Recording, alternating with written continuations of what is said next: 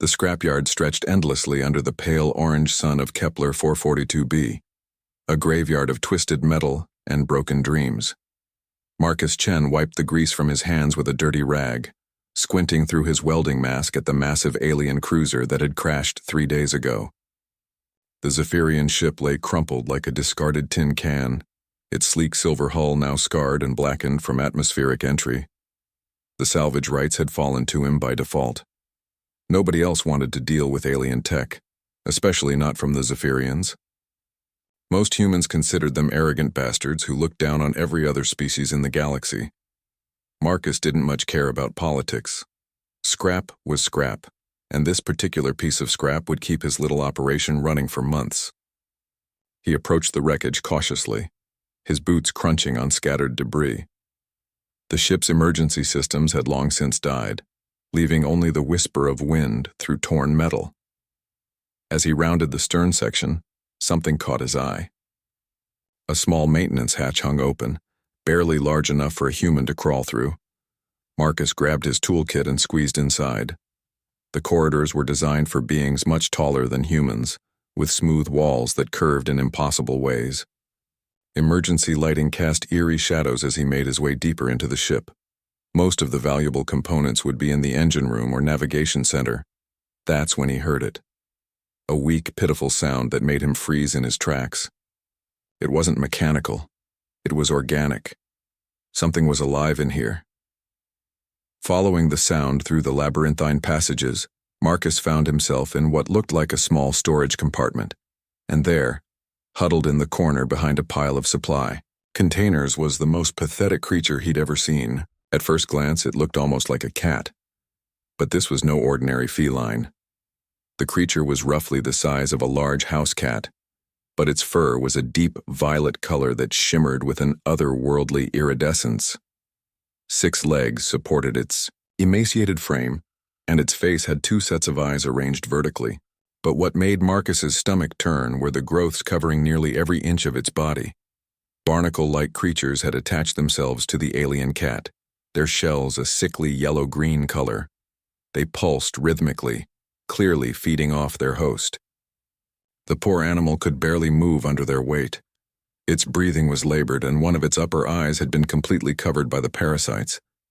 The creature looked up at Marcus with its remaining 3 eyes, and he saw something that transcended species barriers. Intelligence, recognition, and most heartbreaking of all, hope. Marcus had always been a sucker for strays. His workshop was already home to 3 dogs, 2 cats, and a 1-legged parrot that had belonged to a spacer who never came back for it.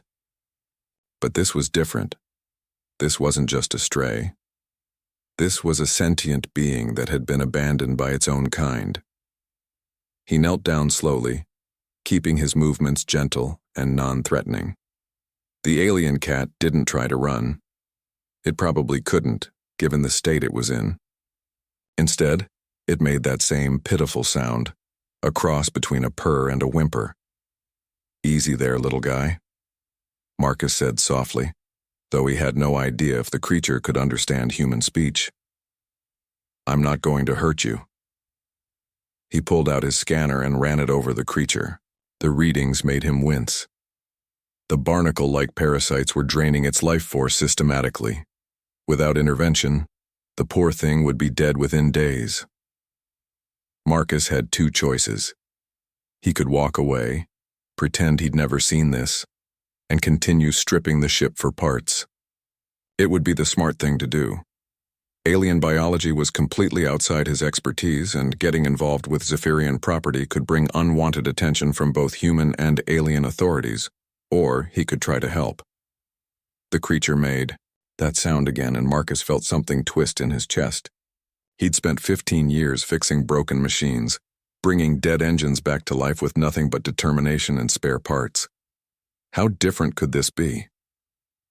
"All right, buddy," he said, carefully scooping up the alien cat. It was surprisingly light, probably due to malnutrition. "Let's get you out of here and see what we can do."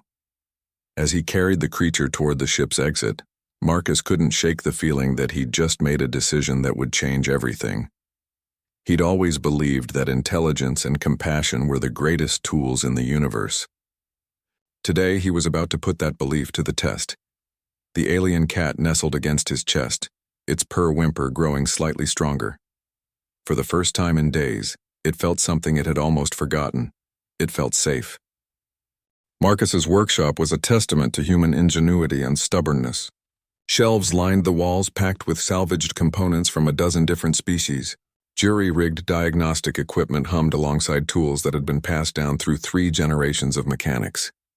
It wasn't pretty, but it worked. He gently placed the alien cat on his workbench, clearing away circuit boards and hydraulic pistons to make room. The creature lay still, its breathing shallow and rapid. The barnacle parasites pulsed with a nauseating rhythm, their shells making wet, sucking sounds. "Okay, let's see what we're dealing with here," Marcus muttered, pulling up his biological scanner. He'd bought it years ago from a Terran xenobiologist who'd gone broke studying proximal algae. It wasn't military grade, but it could analyze basic organic structures. The scan results made his blood run cold. The parasites weren't just feeding on the creature's nutrients. They were slowly replacing its neural pathways, essentially hijacking its nervous system. Left unchecked, they would eventually take complete control of the host's body, turning it into a living puppet. Marcus had seen something similar before, during his stint as a combat engineer in the border wars. Terran scientists had developed neural parasites as a bioweapon before the practice was banned by the Galactic Accords. The technology was horrific but not unfamiliar. The alien cat's lower left eye focused on him, and Marcus could swear he saw a flicker of understanding. The creature knew what was happening to it.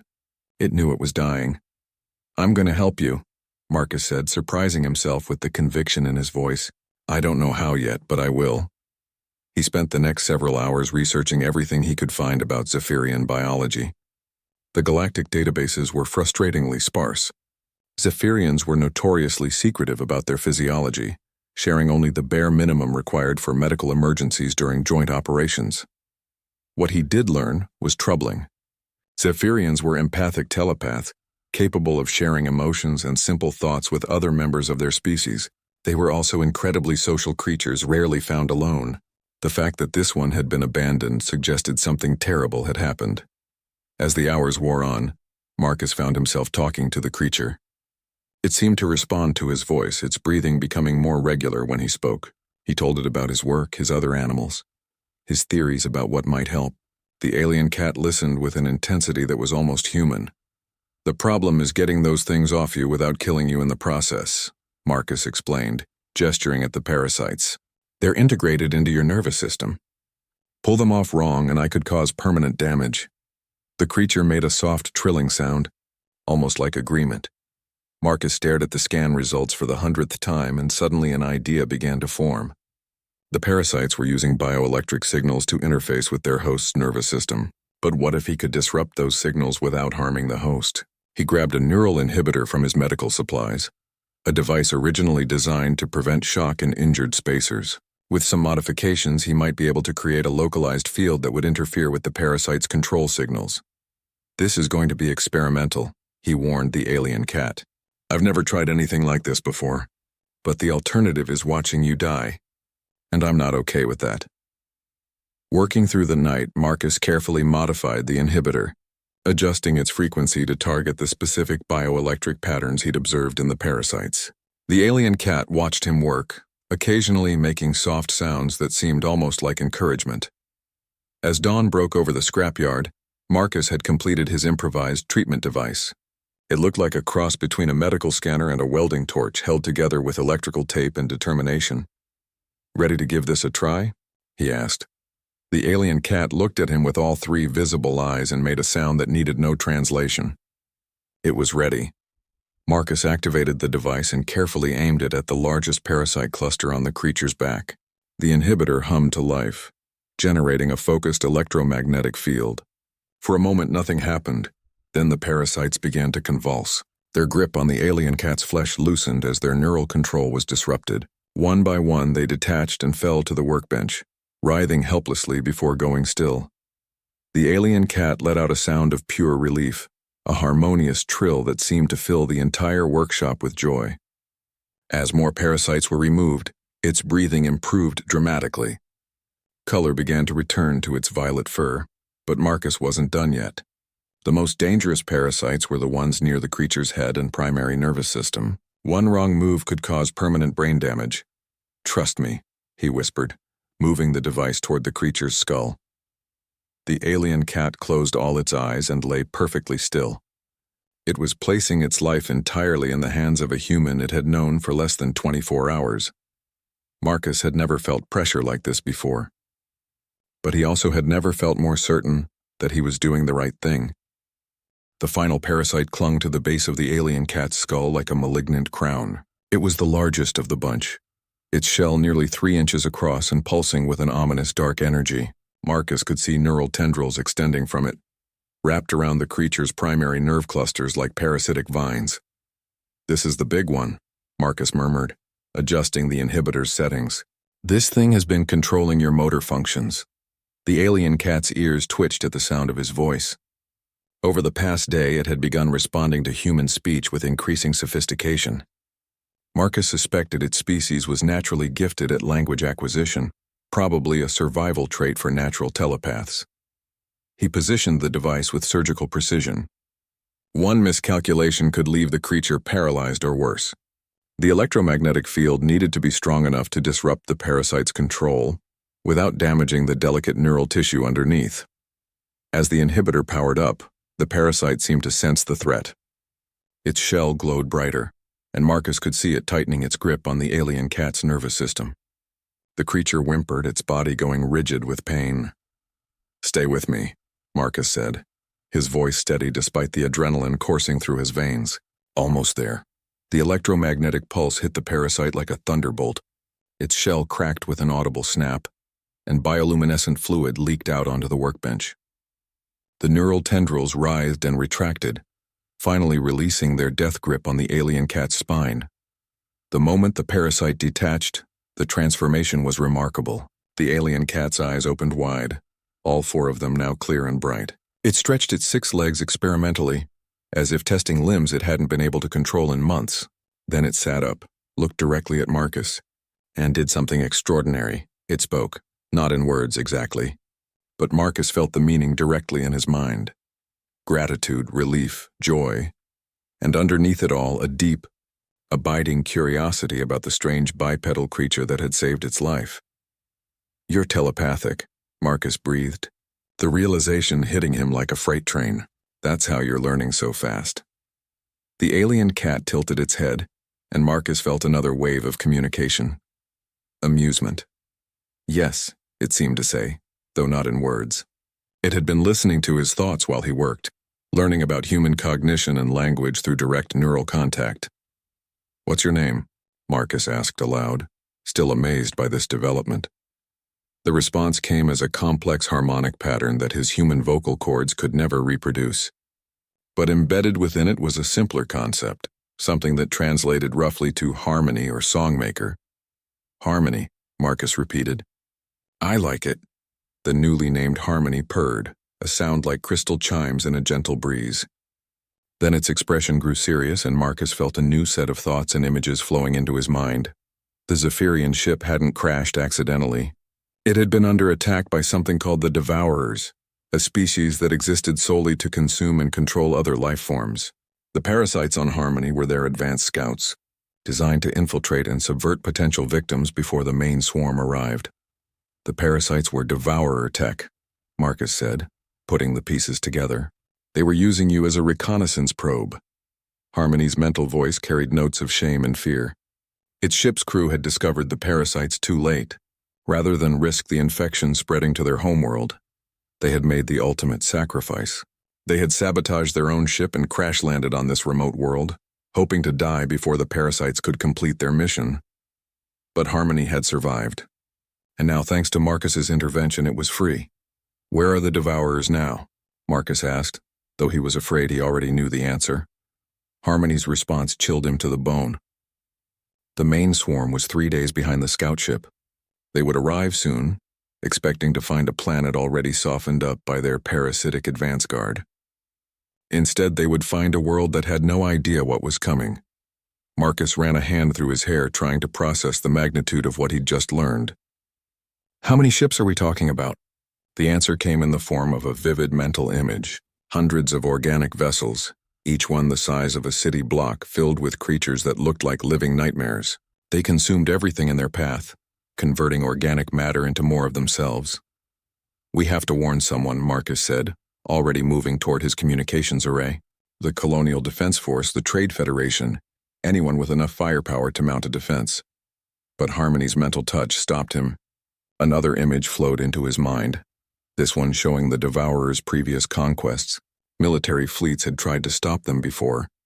Conventional weapons barely slowed them down. The Devourers adapted too quickly, learning from each attack and developing countermeasures within hours. Then what do we do? Marcus demanded. Just sit here and wait to die? Harmony's response surprised him. Hope, determination, and something else.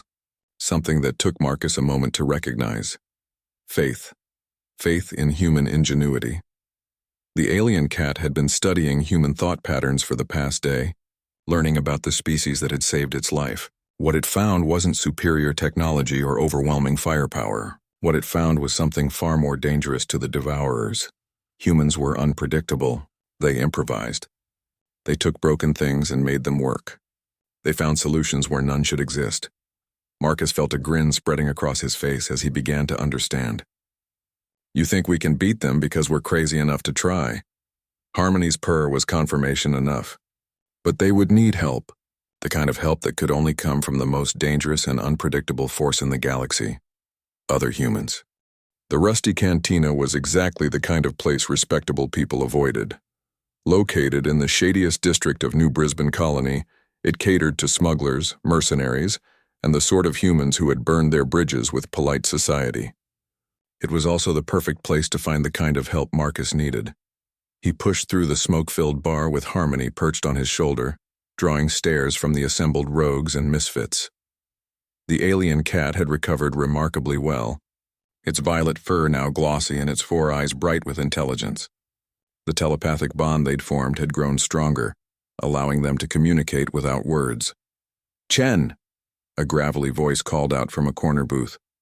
"I heard you were dead." Marcus grinned as he approached the table where Captain Sarah, Boom Rodriguez, sat nursing a glass of synthetic whiskey. She was a legend among the independent freight haulers, known for delivering cargo through impossible odds and asking no questions about what she was carrying. Not dead yet, Boom, though that might change soon. Sarah raised an eyebrow as Marcus and Harmony slid into the booth. "Nice pet. Didn't know you were into exotic animals." "Harmony's not a pet," Marcus said. "She's my partner, and we need your help." Over the next hour, Marcus explained everything. The crash, the parasites, the coming Devourer invasion.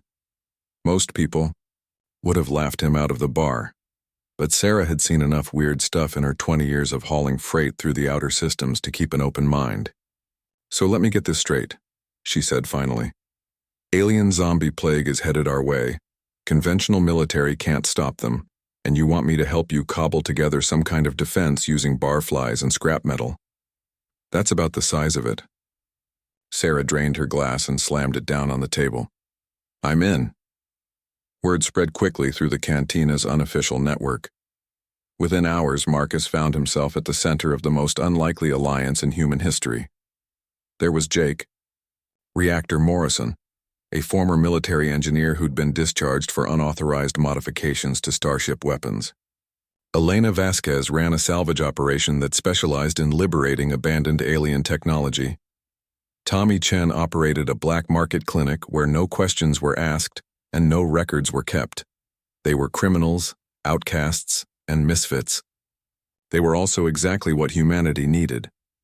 "The way I see it," Reactor explained, sketching diagrams on the bar's grimy surface, "conventional weapons won't work because these Devourers adapt too fast. But what if we hit them with something they've never seen before?" Harmony projected images into all their minds simultaneously, showing the Devourers' previous battles. The aliens were indeed formidable, but there was a pattern to their adaptations. They learned quickly from repeated attacks, but they struggled with completely novel approaches. They're like a computer virus, Elena observed. Deadly efficient, but only within their programming parameters. Tommy leaned forward, his medical background adding a new perspective. From what Harmony's shown us, they consume organic matter and convert it into more of themselves. But what happens if they try to consume something that's toxic to their biology? Marcus felt Harmony's excitement spike. The alien cat had been thinking along similar lines. The devourers had encountered many species, but they had never faced humans before. Human biology was unique in the galaxy, full of quirks and contradictions that had evolved in isolation. We poison them, Marcus said, the plan crystallizing in his mind. Not with conventional toxins, but with something specifically designed to target their conversion process. And how exactly do we deliver this poison? Sarah asked. These things are going to be shooting at us, remember? Reactor's grin was predatory. Leave that to me. I've been working on some modifications to standard cargo containers. Nothing the Colonial Defense Force would ever approve, but they're not here, are they? Over the next 48 hours, the most unlikely research team in galactic history worked around the clock. Tommy synthesized compounds based on human biochemistry that should theoretically disrupt devourer metabolism. Elena's team stripped every piece of useful technology from a dozen derelict ships. Reactor turned cargo containers into improvised missile systems that could be deployed from civilian vessels. And Harmony coordinated it all, her telepathic abilities allowing her to share knowledge and insights between team members instantaneously. She had become the living link that turned a group of individuals into something greater than the sum of its parts. As the deadline approached, Marcus realized they had achieved something remarkable. Not just a weapon, but a new kind of cooperation between species. Harmony wasn't just helping them fight the devourers. She was showing them what was possible when different forms of intelligence worked together. They're here, Harmony announced, her mental voice carrying across the improvised command center they'd set up in Marcus's workshop. Through the windows, they could see the first devourer ships entering the system. They looked like living things, all curves and organic protrusions pulsing with bioluminescent patterns. There were dozens of them, each one easily the size of a human battlecruiser. Showtime, Sarah announced, heading for her ship. The other volunteers followed, each carrying their improvised weapons and a lot of hope. Marcus climbed into the pilot's seat of his own modest freight hauler, with Harmony settled in the co-pilot's chair. They weren't soldiers. They weren't heroes. They were just a bunch of humans who refused to go quietly into the night. And that, as the devourers were about to learn, made them the most dangerous force in the galaxy. The devourer fleet emerged from hyperspace like a plague of locusts, their organic ships pulsing with malevolent life.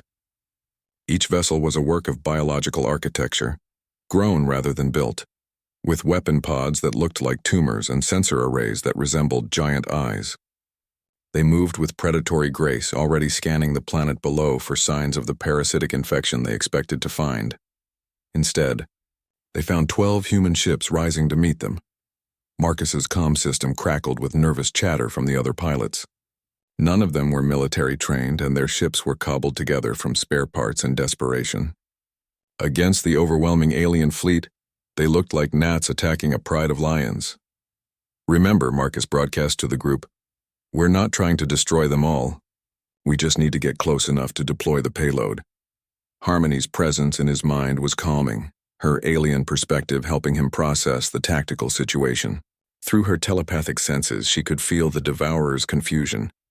They had expected to find a world already conquered by their parasites, softened up and ready for consumption. The presence of organized resistance was completely outside their operational parameters. The first devourer ship to react fired what looked like a stream of living projectiles.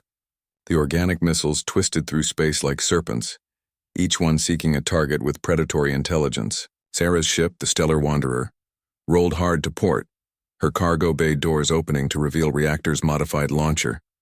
"Eat this, you bastards," she shouted over the comm as her ship fired its improvised missile. The human weapon was crude by galactic standards, little more than a cargo container strapped to a chemical rocket. But it contained something the devourers had never encountered before. Tommy's biochemical cocktail was based on human cellular structures, specifically designed to interfere with the Devourer's ability to process organic matter. The missile struck the Devourer ship's hull and burst open, spraying its contents across the alien vessel's surface. At first, nothing seemed to happen. Then the ship began to convulse, its bioluminescent patterns flickering and changing color. The organic hull started to bubble and distort as the alien metabolism went haywire. "It's working," Elena's voice came through the comm, excitement overriding her usual cool professionalism. "The toxin is spreading through their organic matrix." But the Devourers were quick learners. Already Marcus could see the other ships adapting, their hulls secreting some kind of protective coating to defend against similar attacks. The element of surprise was gone, and now it came down to a straight fight. A fight they couldn't win through conventional means. "Harmony," Marcus said aloud, knowing she would pick up his thoughts before he finished speaking. "Can you reach them? Can you communicate with the Devourers?" The alien cat's response was a wave of uncertainty mixed with determination. The Devourers were telepathic, but their minds were alien in ways that even she found disturbing. They thought in terms of consumption and control, concepts that were fundamentally opposed to everything she valued, but she was willing to try. Harmony closed her 4 eyes and extended her consciousness toward the enemy fleet. Marcus felt the strain through their bond as she pushed her telepathic abilities to their absolute limit. Making contact with alien minds was dangerous under the best of circumstances.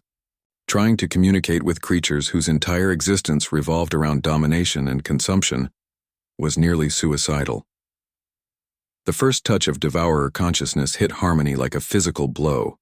Marcus winced as pain echoed through their link, but she pressed on. Through her perception, he caught glimpses of the alien hive mind.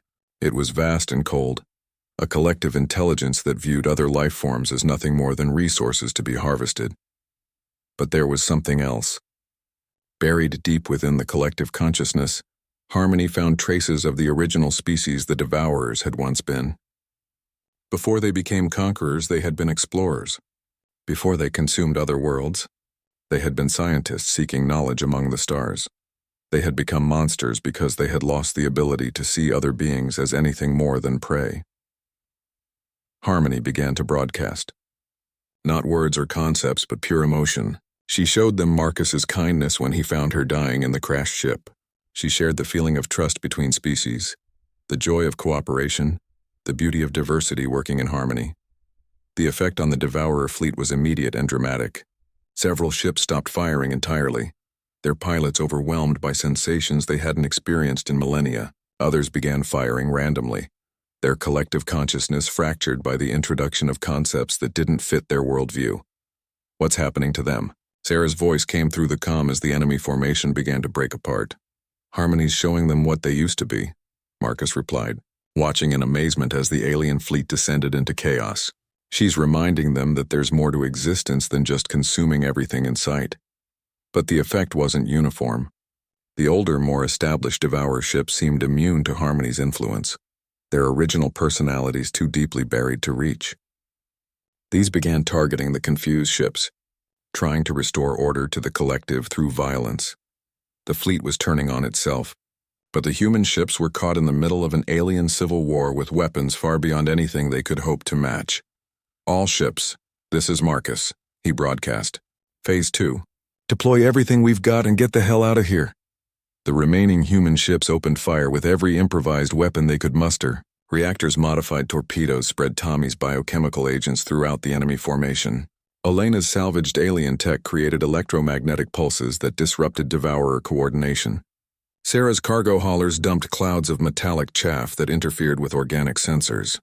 It wasn't elegant. It wasn't military doctrine. But it was pure human improvisation at its finest, and it was working. As the human ships retreated toward the planet's surface, Harmony collapsed in her seat, the strain of telepathic combat finally overwhelming her. But she had accomplished something remarkable. She had shown the Devourers that there was another way to exist, a path that didn't require the destruction of everything they encountered. Whether they would choose to take that path remained to be seen. The Devourer civil war raged in orbit above Kepler 442b for 3 days.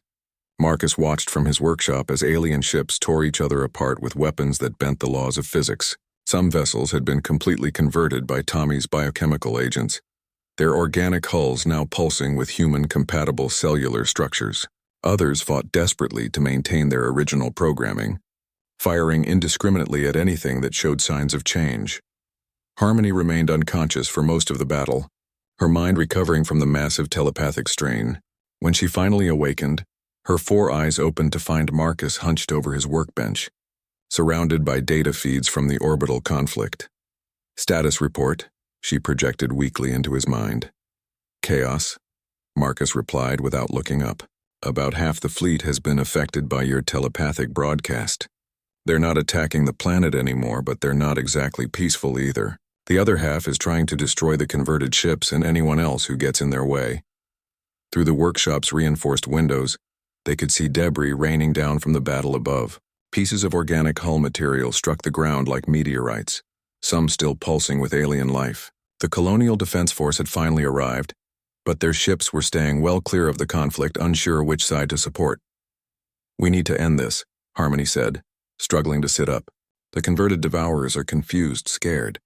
They remember what they used to be, but they don't know how to be anything other than what they became." Marcus nodded, having come to the same conclusion. The human intervention had broken the devourer collective consciousness, but it hadn't provided them with an alternative. They were like children who had forgotten how to play, knowing only the games of destruction they'd learned over centuries of conquest. "What do they need?" he asked. Harmony's response came as a complex wave of emotion and imagery. The converted devourers needed what she had found when Marcus rescued her from the crashed ship. They needed trust, cooperation, and the chance to build something instead of just consuming it. They need teachers, Marcus realized. Someone to show them how to live without destroying everything around them. "Yes," Harmony agreed. "But it cannot be their own kind. The unconverted devourers will kill any who try to change. It must be outsiders." Marcus stared at the tactical display, watching as another converted ship fell to the guns of its unconverted siblings. An idea began to form, crazy even by his standards. "What if we gave them a new purpose?" he said slowly. "Something that requires cooperation instead of conquest?" He began pulling up files on his computer, searching through databases of unsolved problems throughout the galaxy. There were plenty to choose from. Environmental disasters, failing ecosystems, worlds devastated by war or natural catastrophe, places that needed healing rather than destruction. "Look at this," Marcus said, highlighting a planetary survey report. Kepler 186f. The atmosphere was poisoned by industrial accidents 50 years ago. The original inhabitants had to evacuate, but they can't afford to terraform it properly. What if the converted devourers could learn to heal worlds instead of consuming them? Harmony's excitement was palpable through their mental link. The concept was elegant in its simplicity. The devourer's ability to manipulate organic matter could be turned toward creation instead of destruction. Instead of consuming ecosystems, they could restore them. "But how do we convince them to try?" Marcus asked. The answer came from an unexpected source. Sarah's voice crackled through the comm system, her ship's sensors having detected something new in the ongoing battle. "Marcus, you need to see this. One of the converted ships just broke off from the fight. It's heading for the old mining complex in the southern hemisphere." Marcus pulled up satellite imagery of the area. The Kepler 442b mining operation had been abandoned years ago, after a cave-in flooded the tunnels with toxic chemicals. The entire region was an ecological disaster zone that would take decades to clean up naturally. "It's not attacking," Sarah continued. I don't know what it's doing. The ship has extended some kind of organic tendrils into the contaminated soil. Sensors are showing massive changes in the local chemistry. Through Harmony's enhanced perception, Marcus could feel what the converted devourer was experiencing. For the first time in centuries, it was creating instead of destroying. The ship was using its biological systems to neutralize toxins and restore the damaged ecosystem. And it felt good. "That's it," Marcus breathed. "They're remembering what it feels like to help instead of hurt." Within hours, other converted ships began breaking off from the battle to join the ecological restoration effort.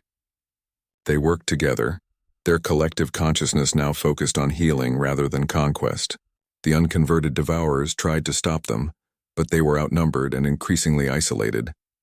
The tide of the battle was turning, but it wasn't over yet. The remaining unconverted ships had formed a tight formation around what appeared to be their command vessel, a massive creature that pulsed with dark authority.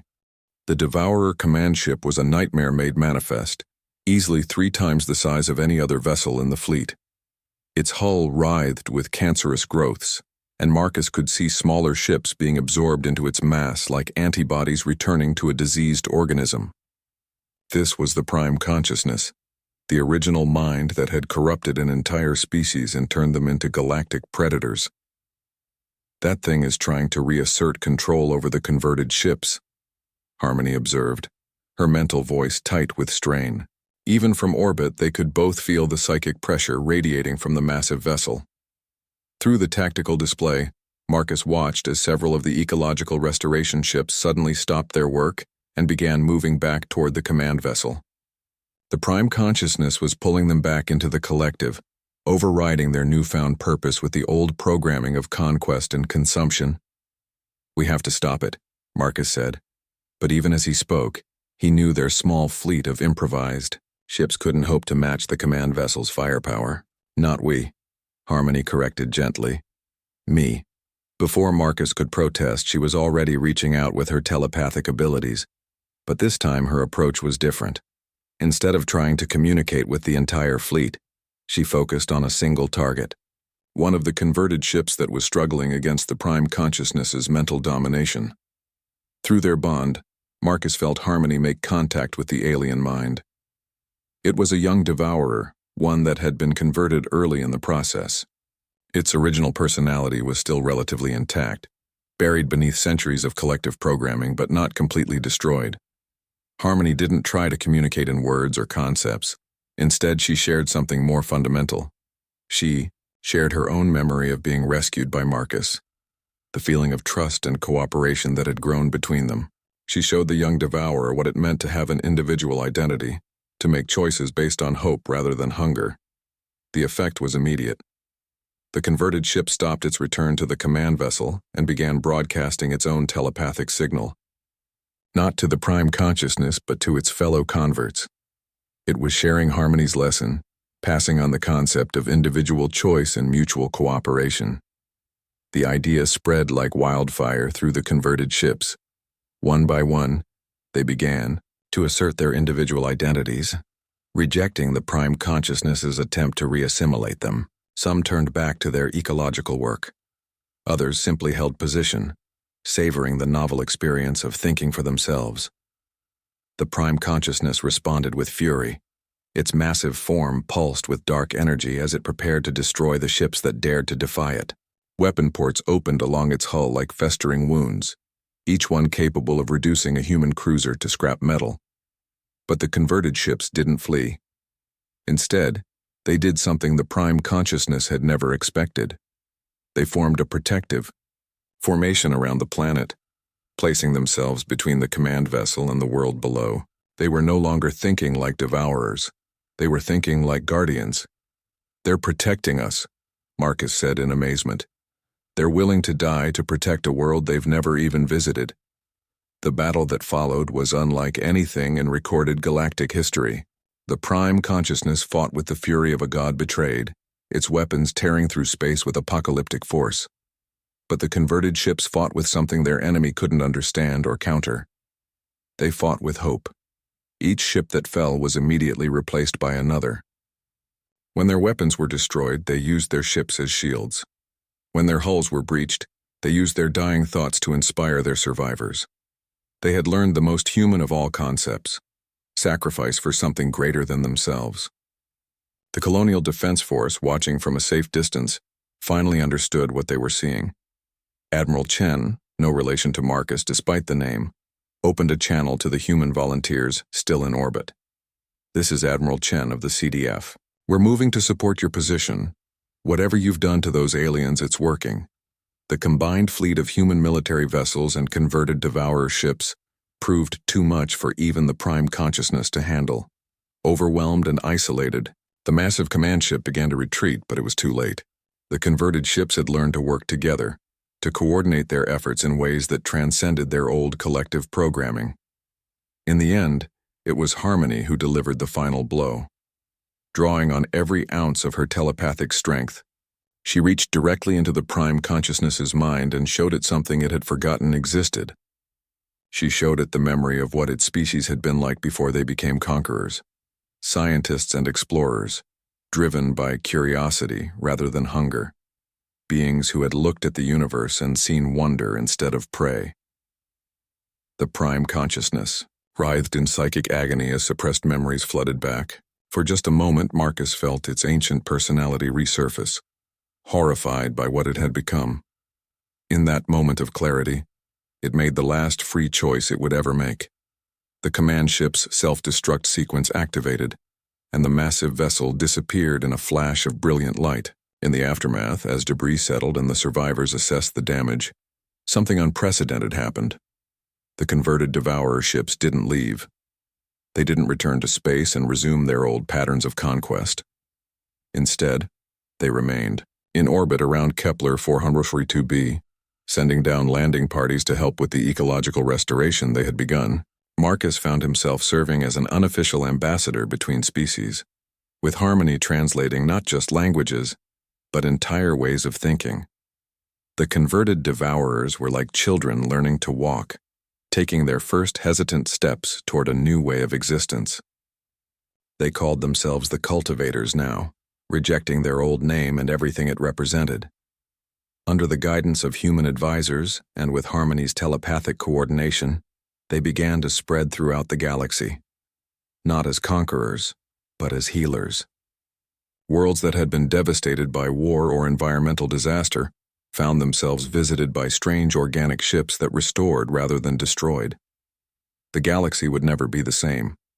The alliance between humans and reformed Devourers created a new model for interspecies cooperation, one based on the radical idea that differences could be strengths rather than sources of conflict.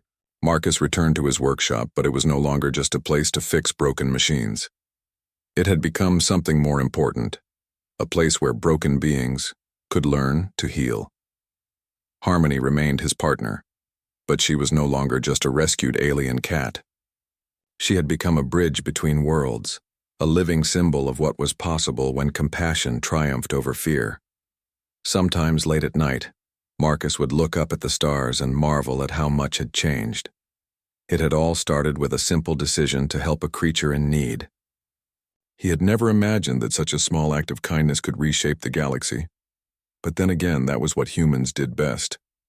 They found solutions where none should exist, and they never stopped believing that tomorrow could be better than today.